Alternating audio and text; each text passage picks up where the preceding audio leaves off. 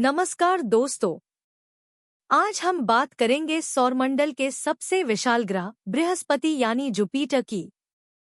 एक ऐसा ग्रह जो इतना बड़ा है कि उसके अंदर 1300 पृथ्वी समा सकती हैं, जिसका गुरुत्वाकर्षण इतना शक्तिशाली है कि यह पूरे सौरमंडल को संतुलित रखता है।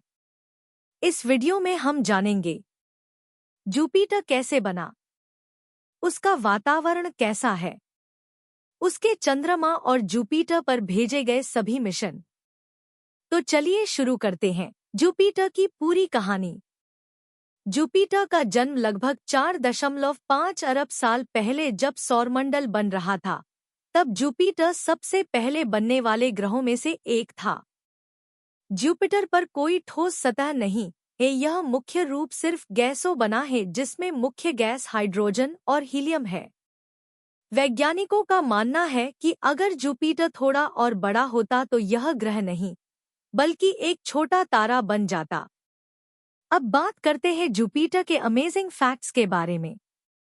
जुपिटर का व्यास 1,42,984 किलोमीटर, यह पृथ्वी से 318 गुना भारी है और इसका एक दिन सिर्फ 10 घंटे पूरा हो जाता है और एक साल 12 पृथ्वी साल के बराबर है। जुपिटर पर तापमान -145 डिग्री सेल्सियस तक जुपिटर इतना तेज घूमता है कि यह बीच से थोड़ा चपटा दिखाई देता है।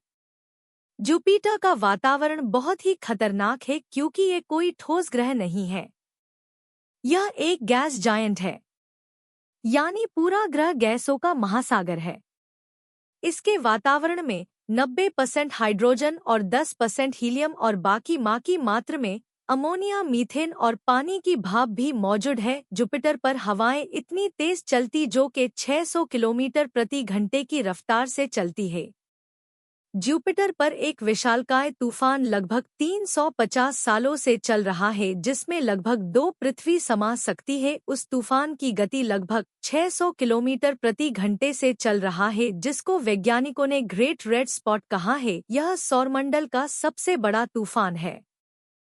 जुपिटर के पास 95 से ज्यादा चांद है, जिसमें में कुछ मुख्य चंद्रमा जैसे आयो, यूरोपा, गैनेमेड, कैलिस्टो शामिल है, जिसमें से आयो जो के पूरा ज्वालामुखी से भरा हुआ है और यूरोपा में बर्फ ही जिसके नीचे वैज्ञानिकों का मानना है कि महासागर हो सकते हैं। उसके बाद गैनेमेड जो के सौरमंडल का सबसे बड़ा चांद है, कैलिस्टो जो के एक गड्ढों से भरा हुआ प्राचीन चांद है, जिसमें में यूरोपा पर पानी के महासागर होने की वजह से वैज्ञानिकों को लगता है शायद इस चांद पर जीवन हो सकता है।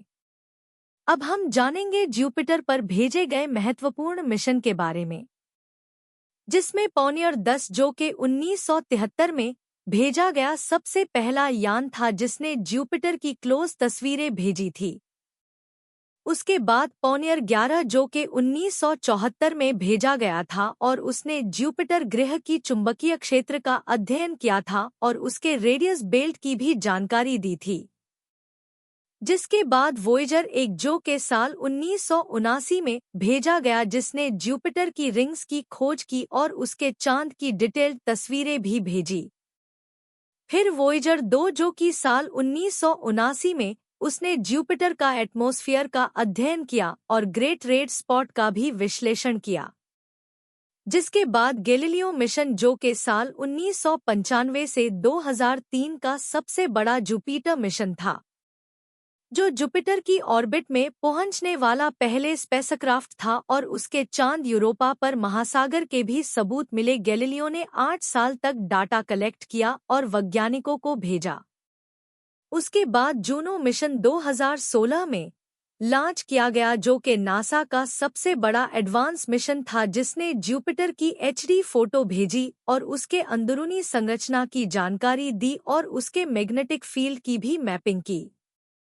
भविष्य में और मिशन है जो जैसे कि यूरोपा क्लिपर जो कि यूरोपा पर जीवन खोजेंगे और 2030 तक शायद जुपिटर तक पहुंचेगा, और जूस मिशन जो कि यूरोपियन स्पेस एजेंसी द्वारा उसके अन्य चांद जैसे गैनीमेड, यूरोपा और कैलिस्टो पर रिसर्च करेगा। आपको शायद जानकर हैरानी होगी, लेकिन जुपिटर को सौरमंडल का रक्षक भी कहा जाता है और इसे प्रोटेक्टर ऑफ अर्थ भी कहा जाता है, क्योंकि ये ग्रह अपने भारी गुरुत्वाकर्षण बल के द्वारा सभी एस्टेरॉयड को अपनी तरफ खींच लेता है और कमेट का भी रास्ता बदल देता है, जिससे वो पृथ्वी से टकराने से बचते हैं। अगर जुपिटर न होता हो, पृथ्वी पर भयंकर तबाही होती और शायद आप और हम इस धरती पर जिंदा भी नहीं होते। अगर आप चाहते कि जुपिटर के चांद का भी वीडियो बनाऊं तो प्लस कमेंट में जरूर लिखें। तो दोस्तों, यह थी जुपिटर की पूरी कहानी, सौरमंडल का सबसे विशाल और रहस्यमय ग्रह। अगर वीडियो पसंद आया तो लाइक, शेयर और सब्सक्राइब जरूर करें।